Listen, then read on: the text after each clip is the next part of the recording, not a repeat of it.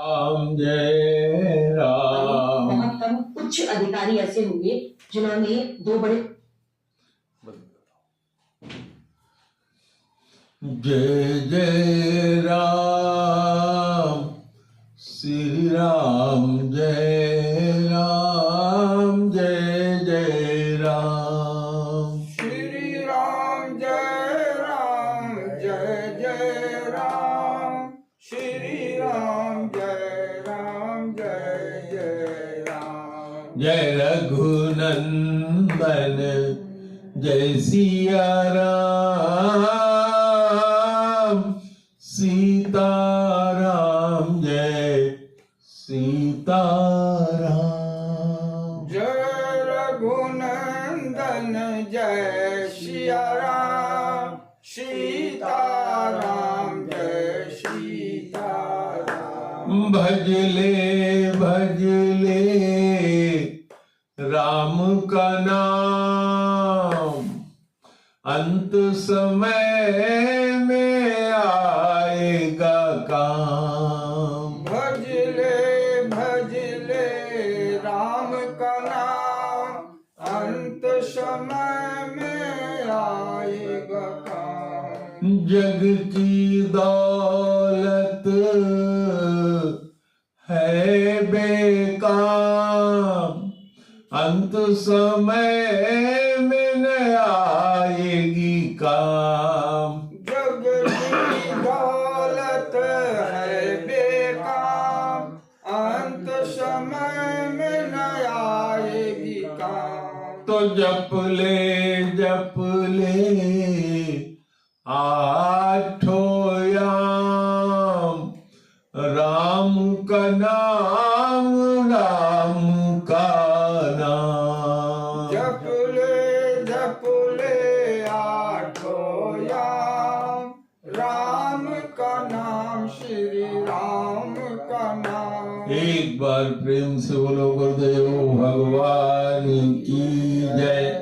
सच्चिदानंद भगवान की जय।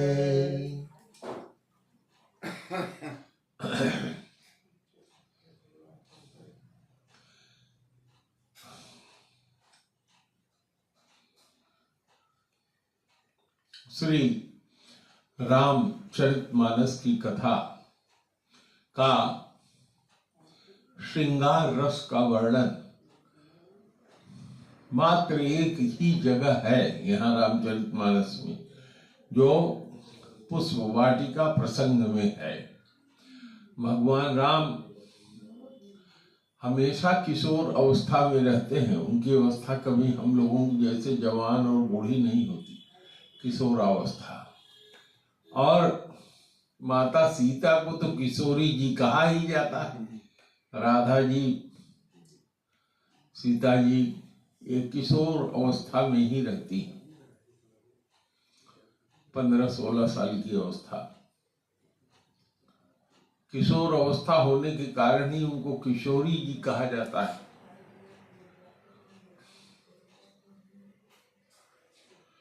तो भगवान को रस कहा जाता है। वेद कहता है रसौ वै सा। रसौ वै सा, वह जो ब्रह्म है जब भगवान के रूप में आता है तो वह क्या होता है? रस होता है। और जो संसारी रस होता है उसको तो हम लोग मुंह से पीते हैं, लेकिन भगवान का जो रस है ये कर्ण रसायन है। कान के माध्यम से शरीर के अंदर पहुंचता है और कान के माध्यम से शरीर के अंदर पहुंच करके हमको सद्गति प्रदान कर देता है। और भगवान का यह नाम ही जीव का साक्षात कल्याण करता है, साक्षात कल्याण करता है, तुरंत कल्याण करता है।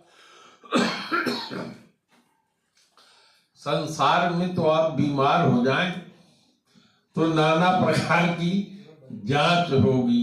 जांच होने के बाद पता लगे या न लगे, इसकी कोई गारंटी नहीं है, क्योंकि सारी जांचें अभी मेडिकल साइंस में उपलब्ध नहीं है। एक लक्षण से और कुछ जांच से पता करते हैं, लेकिन यह जो परमात्मा है, भगवान है, उसका जो नाम है ये भव औषधि है। अब हम आपको एक सच्ची घटना कथा बता रहे हैं। हम जहाँ के रहने वाले हैं, रमसीपुर गांव के, उसी के बगल में जगरदेवपुर एक गांव है। वहां के एक पाणे जी हैं, अभी जिंदा है, पंडित जात से हैं। बनारस हिंदू यूनिवर्सिटी के मेडिकल कॉलेज में उनको भर्ती कराया गया। अभी उनकी उम्र 60 भी नहीं होगी, कम है, और उनके लीवर की खराबी की समस्या बताई गई। जितनी उनकी क्षमता थी, घर द्वार बेच के जितनी दवा कर सकते थे सब लगा लिए। अब क्षमता नहीं रह गई, तो कुछ करने की स्थिति नहीं थी, तो माँ बाप कहे कि भाई अब तो सब बिक गया, अब कहां से ले आके लगाएंगे। तो उठा करके, यह समझ करके कि अब ये मर ही जाएंगे या जो होगा, ले आके हनुमान जी का एक मंदिर है गांव में, उसी पर ला करके रख दिया। सारी दर्द दवा बंद कर दिया। और वो चूंकि इंटर तक के पढ़े हुए थे, और जब बीमार हुए तो भगवान में उनको श्रद्धा उत्पन्न हो गई। और अंतिम समय उनका देख करके जब हनुमान जी के मंदिर में डाल दिया गया, तो जय हनुमान ज्ञान गुण सागर, जय कपीस तिहुँ लोक उजागर, यही इतना उनको याद आता था। शरीर एकदम क्षीण हो गया था, यही लाइन जपते थे, जय हनुमान ज्ञान गुण सागर, जय कपीस तिहुँ लोक उजागर। जय हनुमान ज्ञान गुण सागर, जय कपीस तिहुँ लोक उजागर। हनुमान जी की हनुमान चालीसा में गोस्वामी जी क्या लिखे हैं? तुमरो भजन राम को पावे, जन्म जन्म को दुख बिसरावे, और अंत काल रघुबरपुर जाई, जहाँ जन्म हरि भगत कहाई। और देवता चित्तन धरही, हनुमत से सर्व सुख करई। हनुमान जी की सेवा करके, हनुमत से हनुमान जी की सेवा करके सारा सुख देवता लोग प्राप्त करते हैं। मनुष्य की बात छोड़िए। और आप लोग जब गए होंगे हमारे गांव सफाई के समय में, तो ध्यान दिए होंगे अगर, तो देखा होगा बीच में मंगल शनिचर अगर आया होगा, तो वो पंडित जी जिसकी कथा मैं सुना रहा हूँ, आप ही जैसे दुबले पतले सफेद पैजामा कुर्ता पहन के हमारे घर में जो हनुमान जी का मूर्ति रखा है, उसके पास सुंदर कांड करने हर मंगल और शनिचर को आते हैं। वहां वो करते हैं। अगर ध्यान दिए होंगे आप लोग तो देखे होंगे। बिल्कुल आप जैसे हैं, थोड़े गोरे हैं, गोरे तो आप भी हो, लेकिन थोड़ा धूप में रहने से सांवले हो गए, लेकिन वो अभी सवराए नहीं है। मतलब हम लोग गुरुजी 8-9 दिन रहें तो कोई नहीं आवा। अच्छा ना आए होंगे, संयोग की बात है। चाचे सुबह शाम पूजा करते रहे, हाँ और कोई नहीं मिला। हाँ, तो वो आते हैं। हमने सामान्यतया देखा है कि वो इतवार और मंगल को आते हैं। वहाँ हनुमान जी के पास हमारा जो रखा है, वहाँ सुंदरकांड का पाठ करके जाते हैं। और इसके लिए चाचा उनको हर महीने कुछ न कुछ, मतलब अच्छी मदद उनको देते हैं। कहने का मतलब यह है कि मैंने देखा सारी दवा बंद हो गई।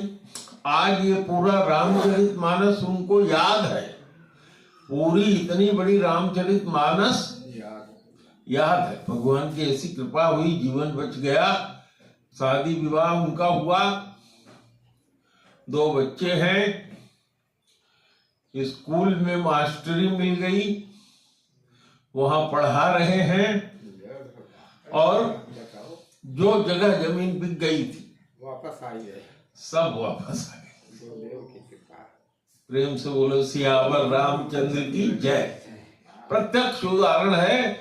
और मैं तो कहता हूं कि इसमें कथा जो लोग इस YouTube पर सुनेंगे वो भी बनारस के रमसीपुर गांव में जाकर के जगदेवपुर के वो पंडित जी हैं, उनसे मिल करके इसको साक्षात अपनी आंखों से देख सकते हैं। तो ये प्रत्यक्ष प्रमाण है। अब वही हनुमान जी हैं जिनको राम जी ने कहा था कि मैं तुमको साकेत धाम लेके चल रहा हूं। तो हनुमान जी ने पूछा कि महाराज वहां आपकी पूजा करने को मिलेगा? तो कहेंगे नहीं, वहां पूजा वूजा इस तरह की सब नहीं होती। तो उन्होंने कहा तो उस जगह हम जाके हम आपके साथ नहीं जाएंगे। कहा आप मेरे में लीन हो जाओगे, कहे वो हम नहीं चाहते। आप कि हम पूजा ही करना चाहते हैं, आप में लीन होना नहीं चाहते। चाहे वो जितना बड़ा पद हो, हमको वो नहीं चाहिए। हम आपकी भक्ति ही करेंगे, आपकी भक्ति ही करना चाहते हैं। छोड़ दिए, नहीं गए, इस धरती पर रुक गए, अमर होकर के रुके हुए भगवान अयोध्या के कीड़े मकोड़े जितने थे सबको लेकर के साकेत धाम में चले गए। और यहाँ तक कि वो धोबी जो था जिसने सीता जी पर आरोप लगाया था, लोक विशोक बनाई बसाए, एक विशोक नाम का लोक बना दिया उस धोबी के लिए। भगवान राम में और सीता में कोई अंतर नहीं है। उसके मन में सीता जी के ऊपर जो आरोप लगाया था उसने, उसके मन में ऐसा गहरा गड्ढा करके वो बैठ गया था कि माता सीता हर समय उसको इसी गलत सेंस में ही याद रहती थी। और याद रखने का असर यह हुआ कि मरने के समय माता सीता का ध्यान रखने के कारण भगवान ने उसके लिए एक अलग लोक बना दिया, विशोक नाम का लोक। लोक विशोक बनाई बसाए, इसी बालकांड में शुरू में आप लोगों को मैंने अघ ओघ नहाए करके चौपाई है, अभी खोल के दिखाएंगे, बताएंगे। सिय नंदक अघ ओघ नहाए, लोक विशोक बनाई बसाए। जो सीता जी का निंदक था, जो अघ माने पाप के ओस से डूबा हुआ था, अघ ओघ नहाए, डूबा था उसको भगवान ने एक विशोक नाम के लोक का राजा बना करके, जैसे ध्रुव को उनका लोक बना दिया, ध्रुव लोक, उस तरह से विशोक नाम का एक लोक बना के उसका राजा बना दिया। जाओ, भगवान का नाम भाव से जपो, कुभाव से जपो, गाली देके जपो। कंस इतना तन्मय हो गया था, अपना दाल खाता था तो उसको दाल में दिखाई पड़ता था, ये कन्हैया इसमें आ गया, ये विष्णु इस दाल में आ गया, इस पानी में आ गया। जहां देखता था अपनी परछाई को भी वो भगवान कृष्ण ही मानता था कि भगवान ये कृष्ण आ गया, मेरे पीछे आ गया। इतना वो तन्मय हो गया, कृष्णमय हो गया कि भगवान ने जब उसको उसके मंच पर चढ़ करके उसको घसीट करके मारा तो उसको वो गति मिली जो बड़े बड़े जोगियों को, बड़े बड़े ज्ञानियों को, बड़े बड़े भजन करने वालों को नहीं मिलती, क्योंकि वो भगवान में बिल्कुल तन्मय हो गया था। एकदम हर समय उसके शरीर के खून के एक एक कतरे में भगवान बस गए थे। इतना उसने उनको गलत ढंग से ही सही, दुश्मन के रूप से ही अपने अंदर बसा लिया था। रावण रावण भगवान का पार्षद था, जय विजय नाम का। श्राप होने के कारण यहां चल के आया। भगवान कहते हैं न मे भक्ता प्रणश्यति, भगवान गीता में वचन दिए हैं कि मेरे भक्त का कभी नाश नहीं हो सकता। भक्त को श्राप हुआ, भक्त ने गलती किया था, भक्त को श्राप हुआ, भगवान अवतार लेकर के आए, अपने हाथों से उसका उद्धार करके और फिर वही ले गए, वही जो उनका पार्षद था वही बना के रख दिए। श्रीमद् भागवत के 3 स्कंद के 26वें अध्याय में कई श्लोकों में भगवान कपिल ने कहा है कि एक बार भी जो हमारे लोक में स्थान पा जाता है तो ऐसा नहीं है कि वहां सीमित कोई जगह हो कि 10 लोग रह सकते हैं, इस मकान में 10 कमरे हैं। अभी 11वां आएगा तो एक को खाली करना पड़ेगा, ऐसा नहीं है। वहां की स्थिति ऐसी है कि जो वहां गया उसको जो कुछ चाहिए वहां मिलता है, और पता नहीं कितने अभी आते रहेंगे। वहां जो चला गया उसको फिर आवागमन की उसकी स्थिति नहीं है, फिर वो वहीं रहेगा। यह भगवान के नाम का, भगवान को पा जाने का यह गुण है। इसीलिए गोस्वामी जी ने उसको सीधे सीधे बहुत कायदे से लिख दिया। भाव अकुभाव, भाव से हमारे स्वामी हैं, इस भाव से जप रहा है, हमारे सखा हैं, हम सुहृद हैं, लेकिन कह रहा है हमारे दुश्मन, इनसे बड़ा कोई दुश्मन नहीं है। कुभाव से जपना, गाली देना, यहां तक कि कई ऐसे लोग जो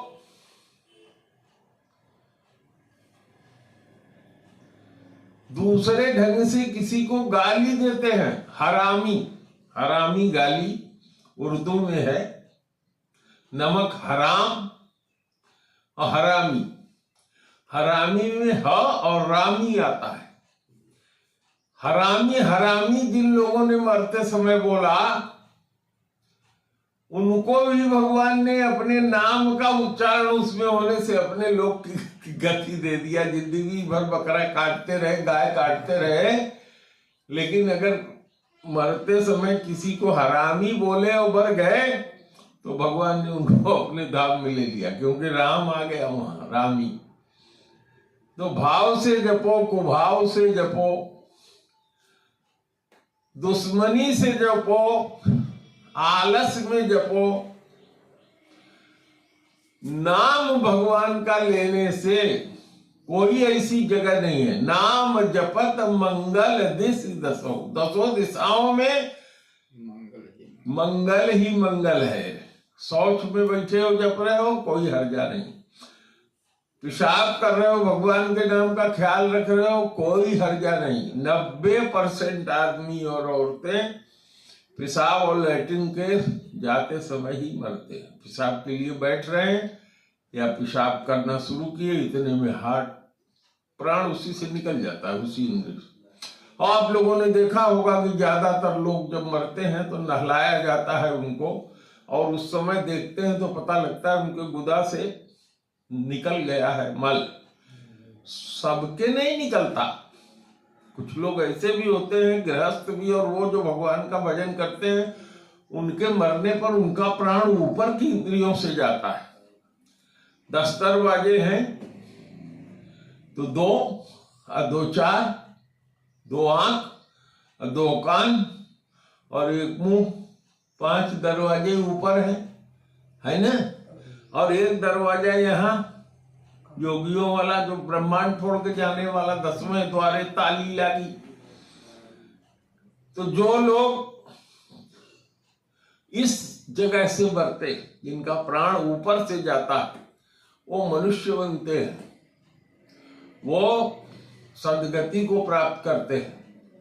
और जिनका प्राण अधः से जाता है, नीचे 2 इंद्रियां हैं, गुदा और स्निस जननेन्द्रिय, इससे भी प्राण जाता है।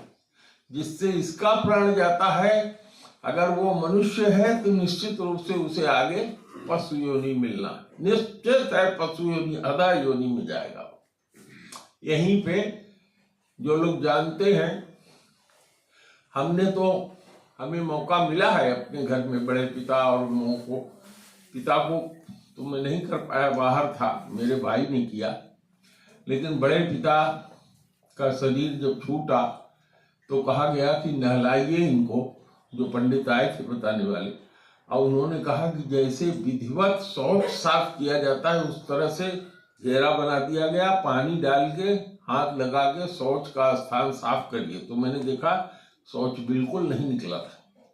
उनको पुजारी लोग कहते ही थे, उनकी आंखें ऐसे खुली रह गई थी, आंखों से ही उनका प्राण निकला था।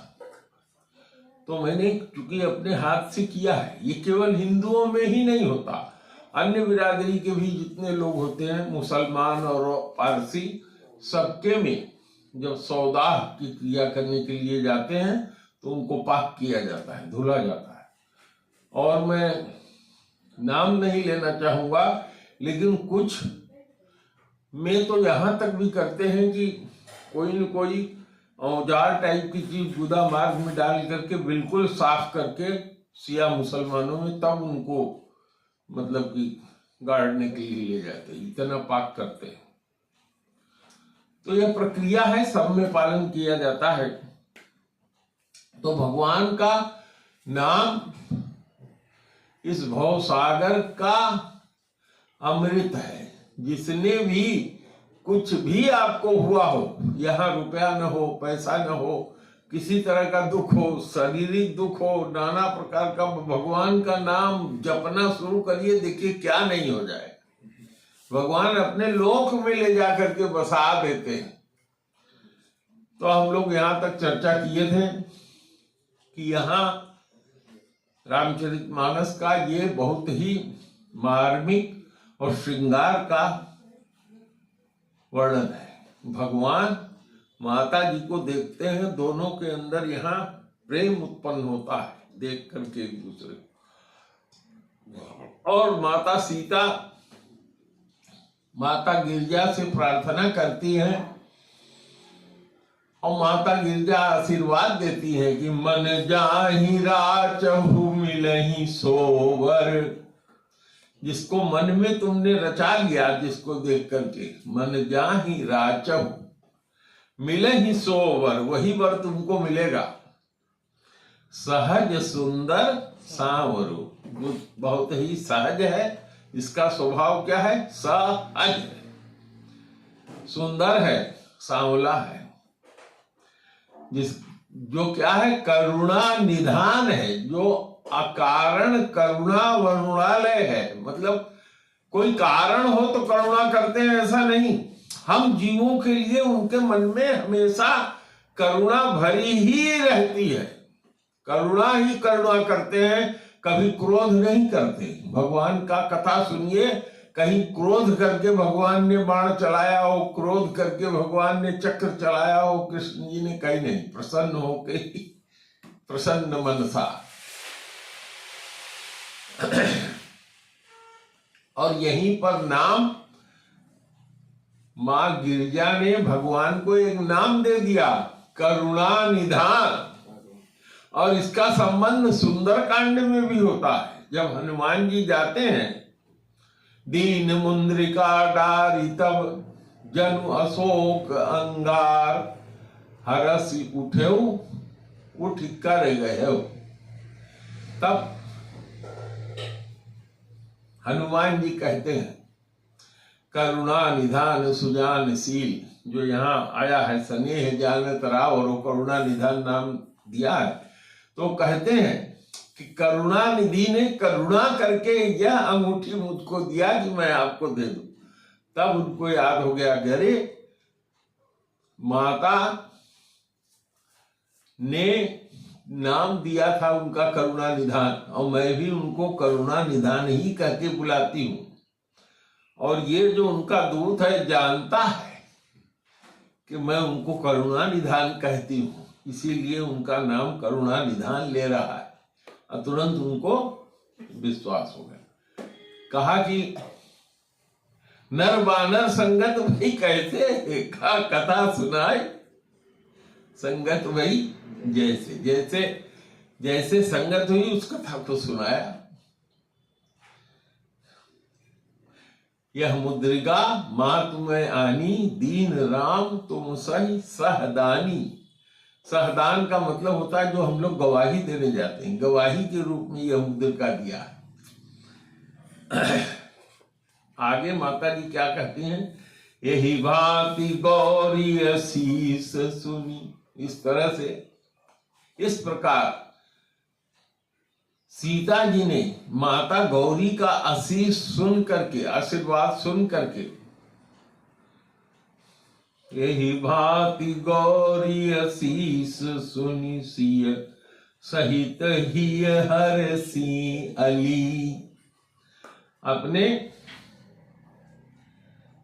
हृदय में माता जी का यह आशीर्वाद सुनकर माता सीता हर्षित हुई और उनके साथ जो सखियां गई थी वो भी सब सुन रही हैं इस बात को। ऐसा नहीं केवल सीता जी को सुनाई पड़ा।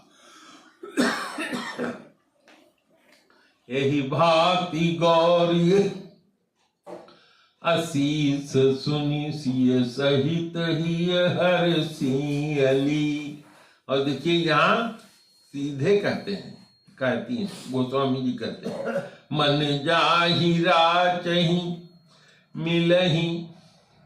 ऊपर कह रहे हैं, सुन सिय सत्य आशीष हमारी, अपूजहि मन कामना तुम्हारी। नारद वचन सदा सुचि साचा, असोबर मिलहि जाहि मनुराचा। और साफ करके कह दे रही हैं, मन जाहि राचहु मिलहि सोवर, सहज सुंदर सावरो, करुणा निधान सुजानशील, स्नेह जानत रावरो। जो तुम्हारे स्नेह को जानता है, जो करुणा का निधान है, समस्त ज्ञान का जानने वाला है, शीलवान है, स्नेह से युक्त है, वह रावरा, वह जिसको तुम चाहती हो, रावरो जो तुम्हारा है, वही तुम्हें मिलेगा वर के रूप में।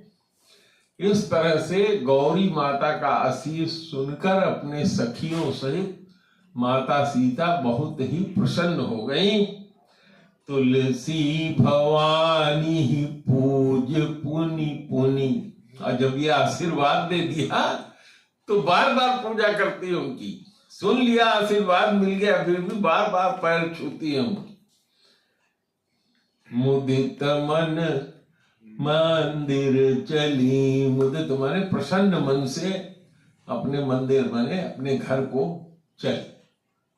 अब देखिए यहां गोस्वामी जी ने एक और बहुत सुंदर इशारा किया है।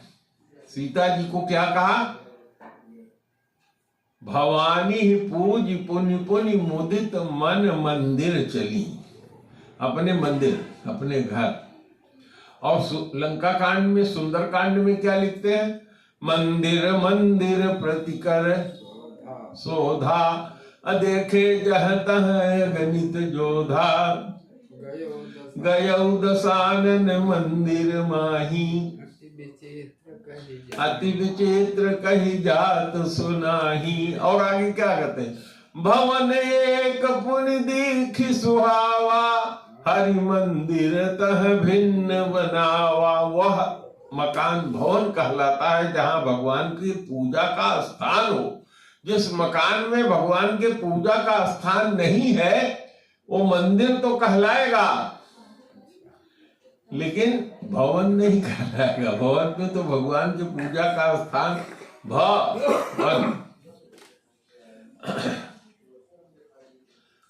जानी गौरी अनुकूल सियहि हरस न जाई कही।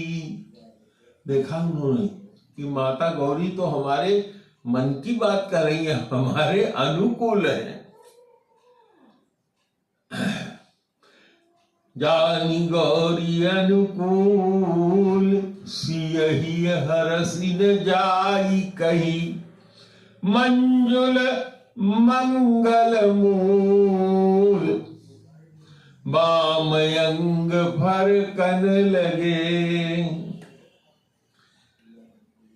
माता गौरी को जब सीता जी ने अपने हित में देखा कि अनुकूल है, प्रतिकूल नहीं है, और इतना मन उनका प्रसन्न हुआ कि उसका वर्णन नहीं किया जा सकता। और उनका जो वाम अंग है उसमें थिरकन पुलकन होने लगी, जो ये बता रहा है कि तुम्हारा कोई भला होने वाला है। हृदय सराहत सियल नाई। अब ये तो सीता जी का हाल बता दिया, अब राम जी का हाल बताते। राम जी क्या कर रहे हैं? अपने हृदय में सीता जी की लोनापन, जो सुंदरता उनकी है, अपने हृदय में सराहना कर रहे हैं।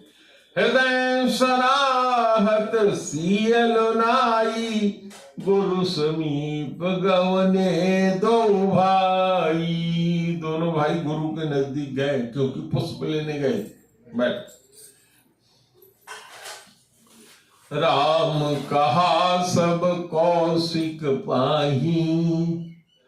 राम जी ने कौशिक मुनि को, जिनके साथ गए थे धनुष यज्ञ में, उनके पास जा करके कुछ छिपाया नहीं, साफ साफ बता दिया।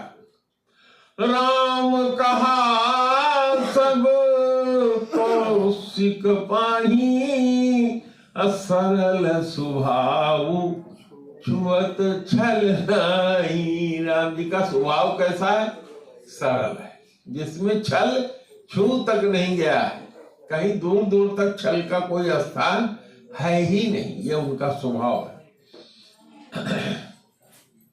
सुमन पाई मुनि पूजा कीन्ही। पुष्प वाटिका से सुमन लेने गए थे, उसको पा करके मुनिवर ने पूजा किया। पुण्य शीस दोई भाई न दीनी। पुर दोनों भाइयों को आशीर्वाद दिया। पूजा के बाद सुफल मनोरथ होई तुम्हारे। वहां तो गिरजा माता ने आशीर्वाद दिया माता सीता को, और यहाँ गुरुदेव साक्षात आशीर्वाद दे रहे हैं। परम ब्रह्म परमेश्वर जो भगवान राम के रूप में अवतार लिए, उनको कह रहे हैं कि तुम्हारा मनोरथ, जो मन में तुमने सोचा है, जिसकी लोनाई की तुम प्रशंसा कर रहे हो, वो तुम्हारा मनोरथ पूरा हो जाएगा।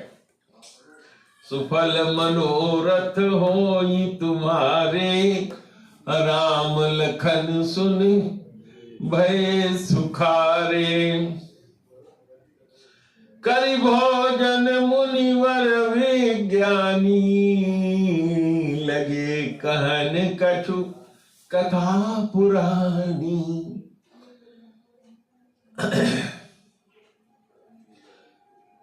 भोजन गुरुवर ने किया, उनके चेलों ने भी भोजन जब पा लिया, तो उसके बाद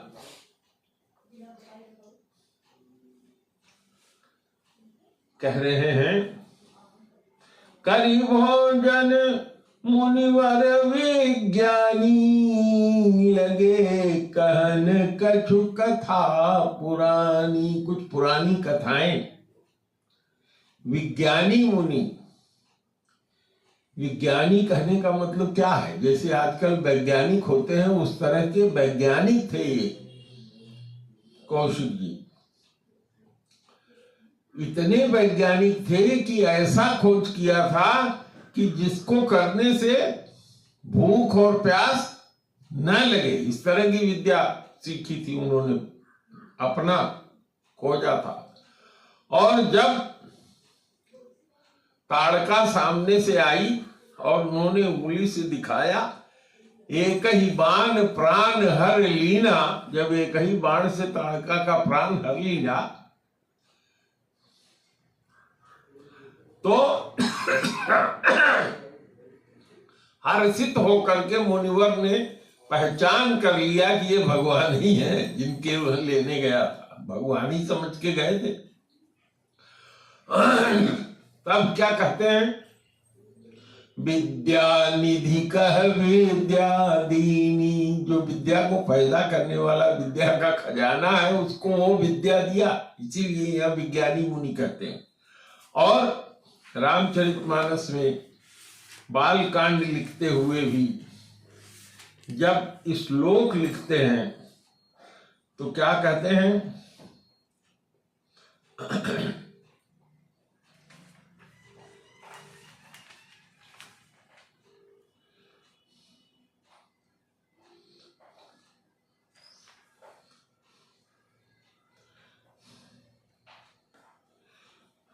पहला श्लोक तो कहा वर्णानाम अर्थ संज्ञानाम, दूसरा कहा भवानी शंकरो वंदे श्रद्धा विश्वास रूपिणो, तीसरा कहा वंदे बोधमयम नित्यम गुरुम शंकर रूपिणम।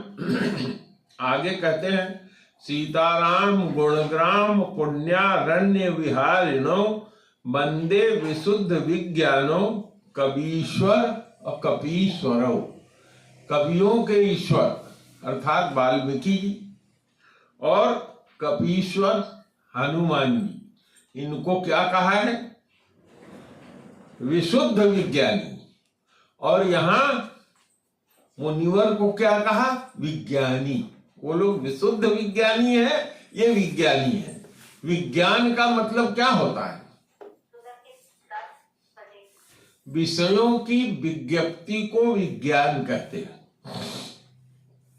विषय क्या है, हर इंद्री के अलग अलग विषय हैं। आंख का विषय क्या है, देखना, किसी भी चीज को अच्छा है खराब है सुंदर है नहीं अच्छा है दूर है नजदीक है ना, आगे है पीछे है कितनी दूरी पर है, इसका ज्ञान हमको किससे होता है, आंख से।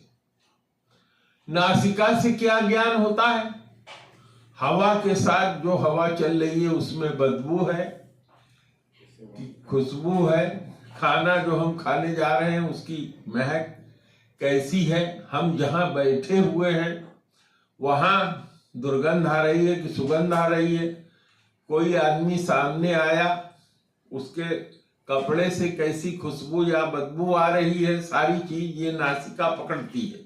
उससे हम जान लेते हैं कि यह सुंदर खुशबू है, यह खुशबू गुलाब की है, यह खुशबू केवड़े की है। यह जो खुशबू आ रही है दूर से समझ में आ जाता है कि कोई स्त्री इस तरह का सेंट लगा करके जा रही होगी, और दूर से ही समझ में आ जाता है कि इस तरह खुशबू आ रही है तो कोई पुरुष होगा। हम देख नहीं पा रहे हैं, दीवार के पीछे से जा रहा है, लेकिन सेंट छिड़के रहते हैं लोग, तो उस खुशबू से आपका नाक बता देता है कि स्त्री जा रही होगी कि पुरुष जा रहा होगा। कान से मोटरसाइकिल की आवाज सुन के आप पहचान लेते हैं, मोटरसाइकिल गई, ये ट्रक गया, ये बस गई, ये कार होगी, है ना। और पैर के आवाज से आप घर में पहचान लेते हैं कि मेरी बिटिया आ रही है, कि मेरी मम्मी आ रही है, कि मेरी पत्नी आ रही है। सबके चलने की स्टाइल अलग है, उससे जो आवाज होती है उससे आदमी पहचान लेता है। आवाज से भी ज्ञान हो रहा है। तो विषय कान का विषय वो हुआ, आंख का विषय ये हुआ, नाक का विषय ये हुआ, ठीक। रसना का विषय क्या है, 6 तरह के स्वाद, खट्टा, कड़वा, तीता, कसैला, इस तरह के 6 तरह का स्वाद जैसे जिह्वा के साथ टच होता है मालूम हो जाता है कैसा ये, तो जिह्वा से स्वाद का ज्ञान हो जाता है, होता है।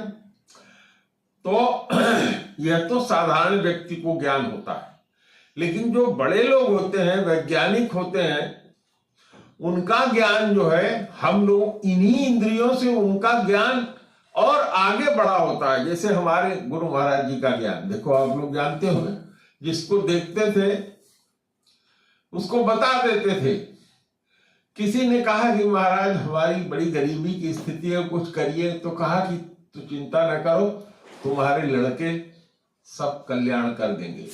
अरे मैंने स्वयं कहा कि आप मुझको गद्दी दे रहे हो, मेरे न बिटिया की शादी हुई है, एक बेटा इंटर में पढ़ रहा है, एक अभी कक्षा 9 में गया है, आप मुझे गद्दी दे रहे हो। मैं तो नहीं जानता था, मुझे विश्वास नहीं था, लेकिन उन्होंने कहा कि सब हो जाएगा, तुम पैसा लेना छोड़ दो, जो कई बेईमानी से कुछ पैसा मिलता हो वो सब छोड़ करके ईमानदारी पर आ जाओ, मेरा आशीर्वाद है, सब हो जाएगा। और आज मैं प्रमाण हूं कि सब हो गया। जिस बेटे को डॉक्टर चाहता था वो डॉक्टर हो गया, बड़े जने अपना बिजनेस कर रहे हैं, बिटिया की शादी एक वैज्ञानिक से हो गई।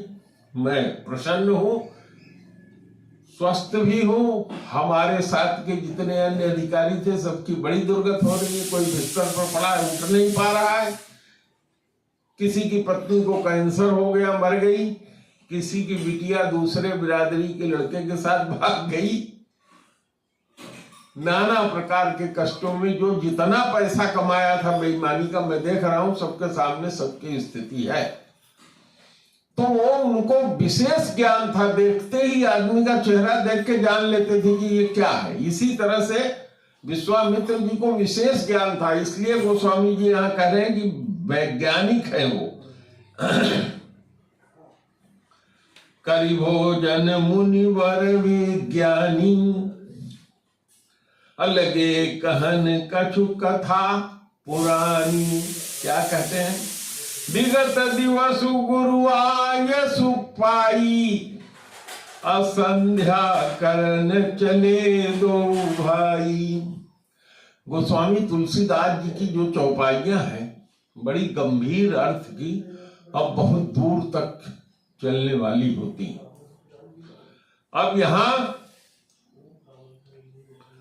जो उन्होंने विज्ञानी कहा और आगे कहा कहन लगे कछु कथा पुरानी, तो क्या कथा कहा ये गोस्वामी जी ने यहां नहीं खोला। ठीक कह रहे हैं कि मुनिवर जो विज्ञानी हैं, जब उन्होंने फूल पाया, पूजा किया, आशीर्वाद दिया दोनों लोगों को, और आशीर्वाद दिया कि जो तुम्हारा मनोरथ है वो पूरा हो जाए। अब भोजन करने के बाद कहने लगे कछु कथा पुरानी, कुछ पुरानी कथा कहने लगे। क्या कथा कहे यहां उन्होंने खोला नहीं, लेकिन जो व्यास लोग हैं जिन्होंने इस पे व्याख्या लिखी है, उन्होंने लिखा है कि उन्होंने, कोई कुछ लिखता है कि ये कथा कहा, कोई कुछ लिखता है कि ये कथा कहा। जो कुछ मैंने पढ़ा है इन विद्वानों का वो आपसे चर्चा करूंगा। बहुत आगे बढ़ करके कथा करने से यहाँ कोई फायदा नहीं है। इसमें ये कहते हैं कि सीता जी के जो पिताजी थे, शीरध्वज और कुशध्वज, दो भाई थे, है ना। तो कुशध्वज की लड़कियां जो थी, दो थी, जिससे एक भरत की शादी किया, एक शत्रुघ्न से ब्याह कर दिया।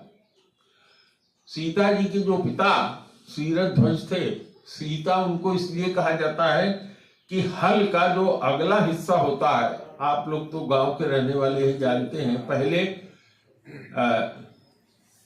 काठ का हर होता था जिसको फार बोलते थे। 4 अंगुर का, आगे चौखा सा होता था, पीछे ये रहता था, ऐसे घाट बनाया रहता था लोहार, और आगे से उसमें पहना देते थे जिससे कि वो निकले नहीं। ऐसे घाट रहता था, उससे वो फंसा रहता था, और आगे से उसको पहना देते थे, और अगला हिस्सा उसका बहुत चौखा होता था। तो जब बैल खींचता था तो इसे तिरछा होने से वो धरती में घुसता जाता था, जगह करता जाता था। तो उसी को सीता कहते हैं। जो हरिश का अगला हिस्सा होता है, फार का हिस्सा होता है, उसको सीता कहते हैं। उसी वही जब लगा था एक घड़े में, तो एक घड़ा निकला, और वो घड़ा जब देखा निकला, जब हल्का लगा तो घड़ा फूट गया, और उसी घड़े में सीता जी मिली। तो महाराज सीरथ ध्वज को सीता जी वहां मिली थी। तो ये बताया कि देखो ये जिस बिटिया की शादी ये करने जा रहे हैं ये ऐसे ऐसे मिली थी जब यहाँ अकाल पड़ा था। और ज्योतिषियों ने बताया कि आप अपनी पत्नी के साथ बैल बन जाइए, है ना, एक तरफ वो हो एक तरफ आप हो जाइए, और आपके परिवार का कोई आदमी हल पकड़ करके खेत में चलाए तो वर्षा होगी। तो जब वो इस तरह से हुए, एक तरफ उनकी पत्नी एक तरफ वो पकड़ करके, और हल्के हाथ से उनके भाई हल ऐसे चला रहे थे। अब इतना तो नहीं रहा होगा कि बहुत बैल की तरह से जोत लेंगे, लेकिन एक नियम एक बताई थी बात, टोटका बताया था। और उसको जैसे ही आगे वो बढ़ाए वो घड़ा मिल गया और महावृष्टि हुई। जो वहां अकाल पड़ गया था खाने को नहीं था, वहां जब जगत जननी लक्ष्मी जी स्वयं आ जाएंगी तो क्या वैभव वहां हो गया कौन कह सकता है। और इन्हीं के पिता सीरथ ध्वज जी ने एक महान यज्ञ किया था सीता जी की शादी से पहले। उस यज्ञ में श्रीमद् भागवत में जो वर्णन आता है 11वें अध्याय के दूसरे 11वें स्कंद के दूसरे अध्याय में जो 9 योगेश्वर आते हैं, वो 9 योगेश्वर इन्हीं के सीरथ ध्वज जी के यज्ञ में आए थे और उन लोगों ने भागवत धर्म का इनको उपदेश दिया था। 9 प्रश्न इन्होंने किया था राजा सीरथ ध्वज ने जो सीता जी के पिता थे, और 9 का उत्तर 9 योगेश्वरों ने दिया था। तो यही कथा विज्ञानी मुनि ने राम और लक्ष्मण को सुनाया गुरु होने की हैसियत से। करि भोजन मुनिवर विज्ञानी, लगे कहन कछु कथा पुरानी। और कुछ लोग ये कहते हैं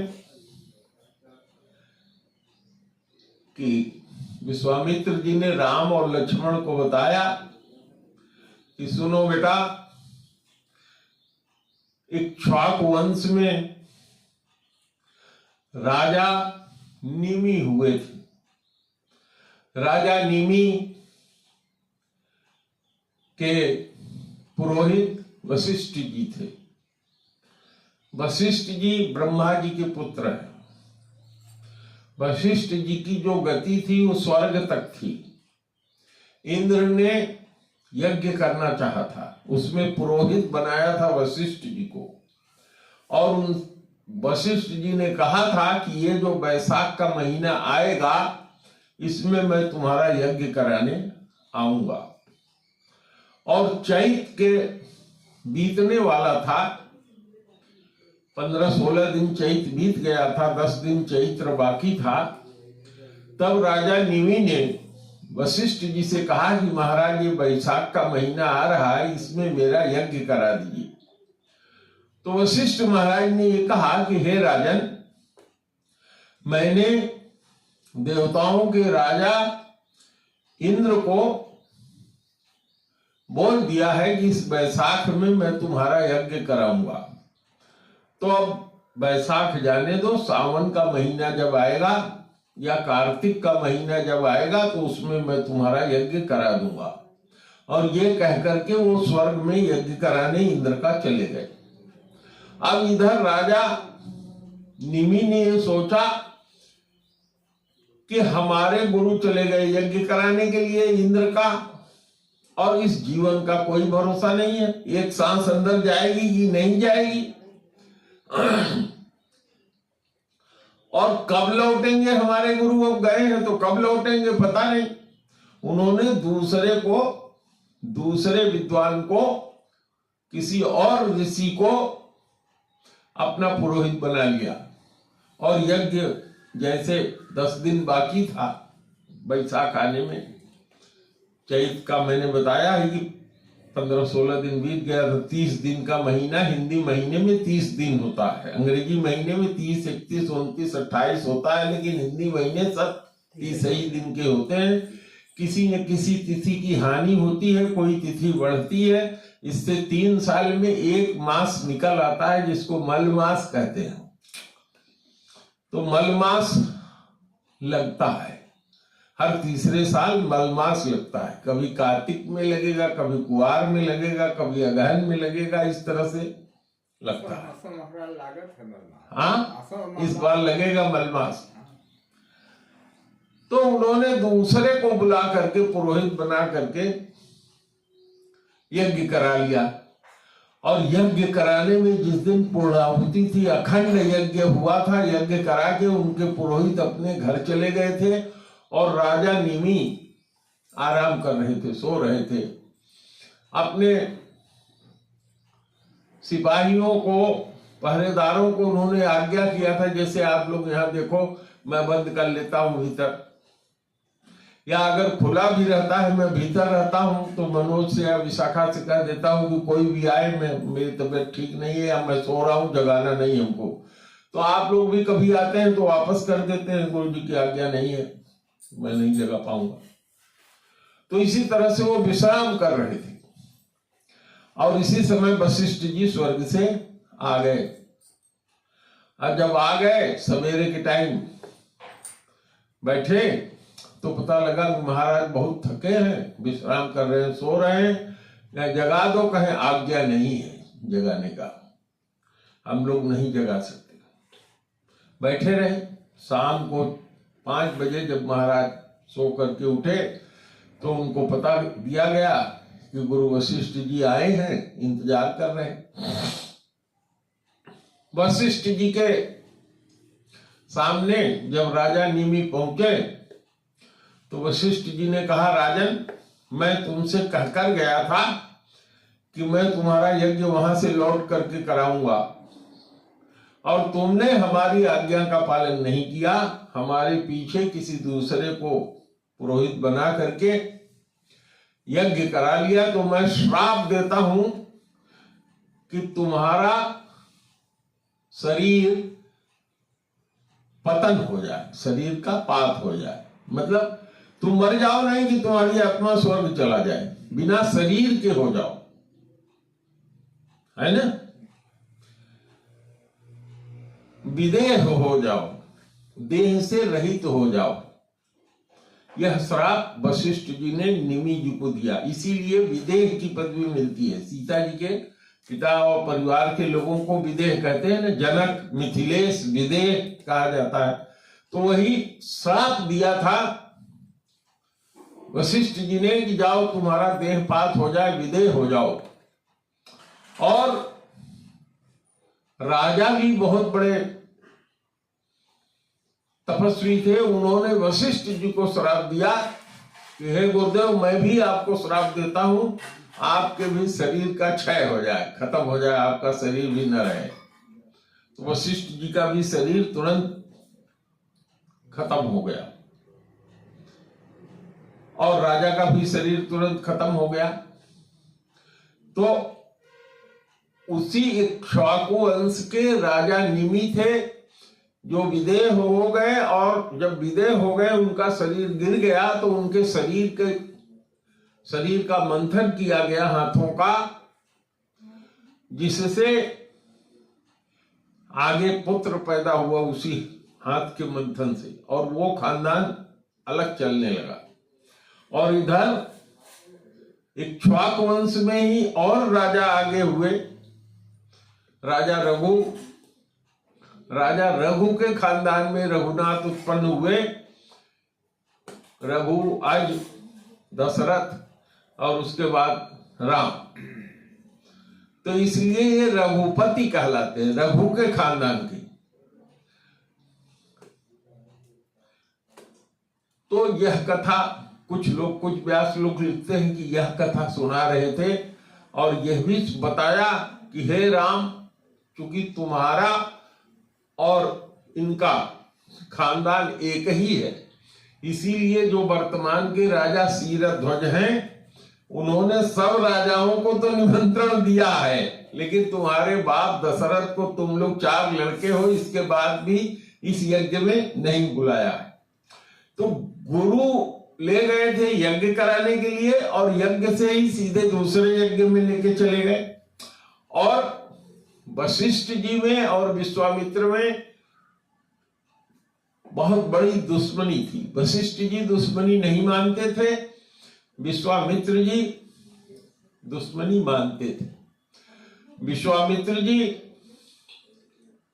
और जमदग्नि जी की, विश्वामित्र के जो पिता थे और जमदग्नि जी जो परशुराम के पिता थे, इन दोनों की पत्नियां एक ही राजा की कन्या थी। समझ रहे हैं? तो कन्या की शादी हुई थी जमदग्नि जी से और इनकी माता जो थी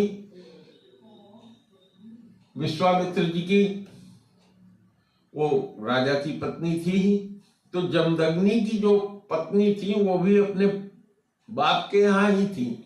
यज्ञ हो रहा था, तो जब यज्ञ हो रहा था, राजा यज्ञ करा रहे थे, तो अपने बिटिया के लिए भी यज्ञ करा रहे थे, अपने लिए भी यज्ञ करा रहे थे कि पुत्र हो। और उसमें गलती से जो हवन का मिला उत्पन्न खाने के लिए, वो जो माँ वाला था वो बिटिया को मिल गया, अब बिटिया वाला जो था वो माँ को मिल गया। जब पुरोहित ने यह बात जाना तो बड़ा अफसोस प्रकट किया, कहा आप लोगों ने गलती कर दिया, क्योंकि बिटिया की शादी ब्राह्मण खानदान में हुई है, तो जो हवि हमने बनाया था वो छत्री के लिए बनाया था, तो तुम्हारा जो बेटा उत्पन्न होगा उसका स्वभाव छत्री का होगा। तो परशुराम जी बिल्कुल छत्री स्वभाव वाले, और इनको कहा कि तुम्हारा जो बेटा होगा छत्री के घर में, इसलिए छत्री है, लेकिन वो ब्राह्मण हो जाएगा। मतलब क्योंकि उसका मैंने जो हवन बनाया है वो इसलिए बनाया कि बहुत बड़ा ऋषि हो, ब्राह्मण के घर में उसको देना था, तो ये तुम्हारा बेटा जो है ये ऋषि हो जाएगा, ब्राह्मण हो जाएगा। अब संयोग की बात, रिश्तेदारी तो दोनों लोगों की थी ही। विश्वामित्र जी जो थे वहां के राजा के लड़के थे और उनकी बहन के लड़के जमदग्नि जी से ये थे परशुराम जी। जमदग्नि जी ने एक गाय पाल रखी थी और संयोग से विश्वामित्र जी अपनी पूरी सेना लेकर के पहुंच गए अपने फूफा के यहाँ या अपनी बहन के यहाँ और का बहनोई के यहाँ। उन्होंने कहा कि स्वागत करो पूरी सेना सहित। वो तो यही सोचे थे कि हम जाएंगे, मिलेंगे, चले आएंगे, वो तो तपस्वी हैं, क्या करेंगे। उनके यहाँ जो गाय थी उसने ऐसी व्यवस्था कर दिया, हजारों आदमी पैदा कर दिए, हजारों सामग्री हो गई, पूरी सेना का स्वागत हो गया। अब इन्होंने कहा कि ये तो सुना है हमने तपस्वी है, इनके पास कुछ है नहीं, कहां से इन्होंने जो है।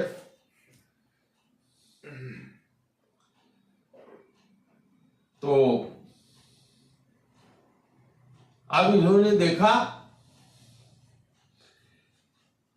कि बहुत कुछ बाण चलाया, बहुत कुछ किया उनके ऊपर, लेकिन उनको मार नहीं पाए, कुछ कर नहीं पाए।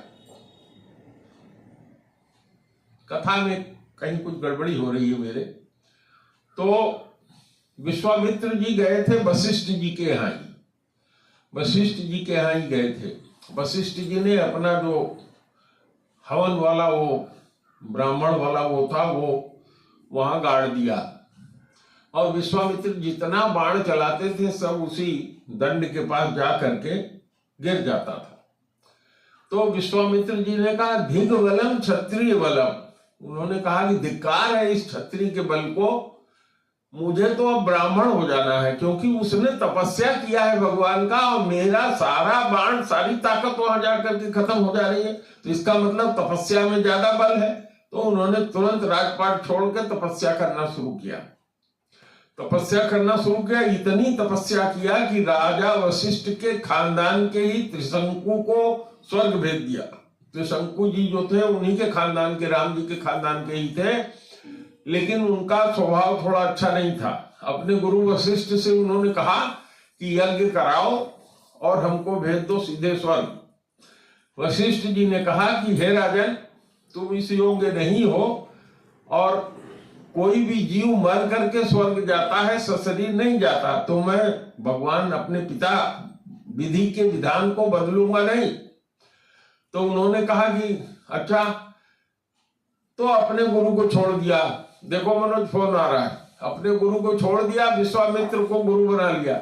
विश्वामित्र के पास गए, कहा हमको स्वर्ग भेज दो। उन्होंने कहा बिल्कुल भेज दूंगा। अपने तपस्या का बल लगाया और त्रिशंकु जी के ऊपर, और त्रिशंकु जी शरीर स्वर्ग में घुस गए।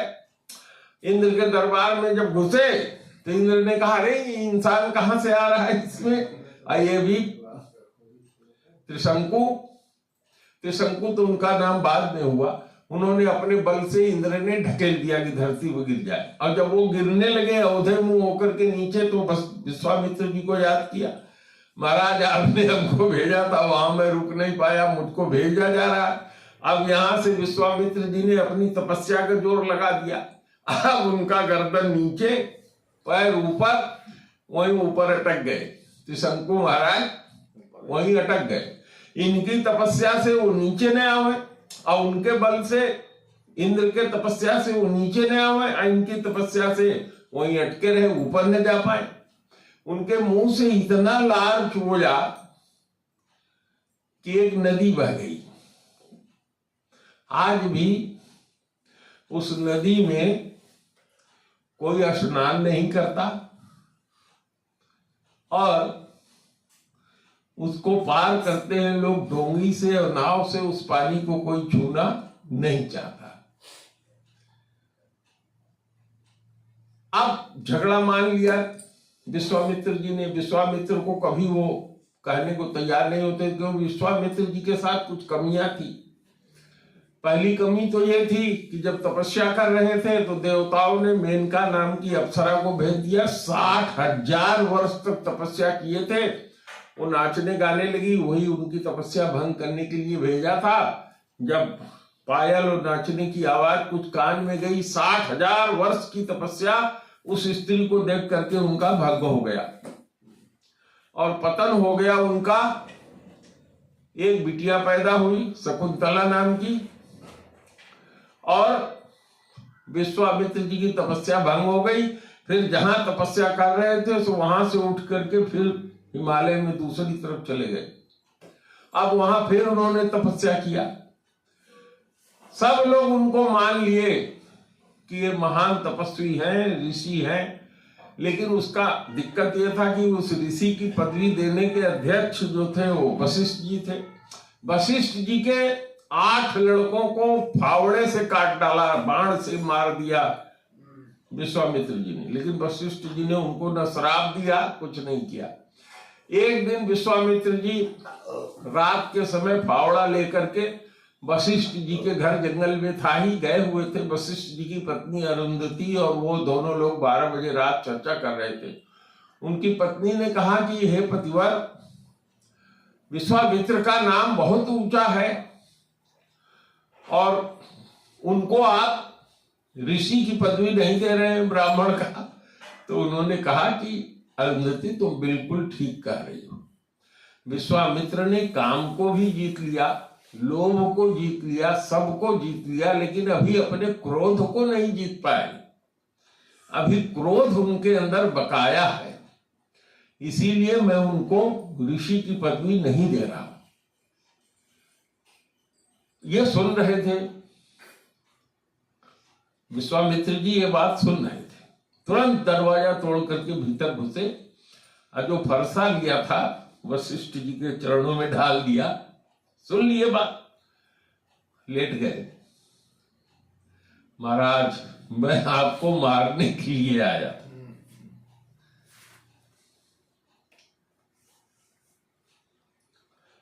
वशिष्ठ जी ने कहा, आज तुमने क्रोध को भी जीत लिया, क्योंकि अगर तुम क्रोध को जीत नहीं लेते तो मुझे मारने आए थे, तुम इंतजार कर रहे थे कि मैं सो जाऊं तो मारूं, और तुम जिंदे जीत भी तो मुझे मार सकते थे।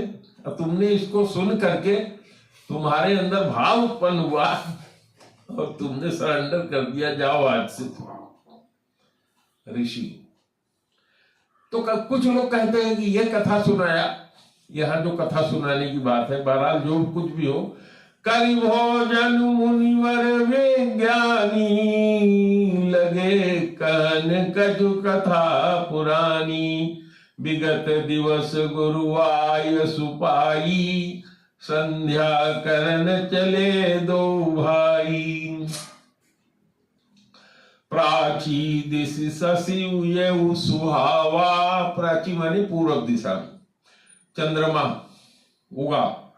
प्राची दिश शशि ये सुहावा, असिय मुख सरिस देखि सुख पावा। राम जी ने देखा कि यह चंद्रमा जैसे गोरा गोरा सा है, इसी तरह से गोरी गोरी वो लड़की थी जो हमको वहां पुष्प वाटिका में मिली थी। चंद्रमा को देख करके सीता जी के मुख से तुलना करके राम जी को सुख उत्पन्न हुआ। बहुर विचार कीन मन माही, और फिर उन्होंने अपने मन में विचार किया। क्या विचार किया? सीय बदन समहिम करनाही, सीता जी के चेहरे के समान ये चंद्रमा नहीं है। इतने कह के तुलसीदास जी चुप हो गए, लेकिन इसमें भी व्यास लोग बड़ी कथा कहते हैं। चंद्रमा को देखिए तो उसके ऊपर कलंक लगा हुआ है ना, गड्ढा जो उसमें दिखाई पड़ता है काला दिखाई पड़ता है। कोई कहता है मुर्गा है, कोई कहता है हिरन का छाप है, कोई कहता है कि किसी ऋषि ने अपने आसन से मार दिया था, उसका निशान है, जो कुछ भी है।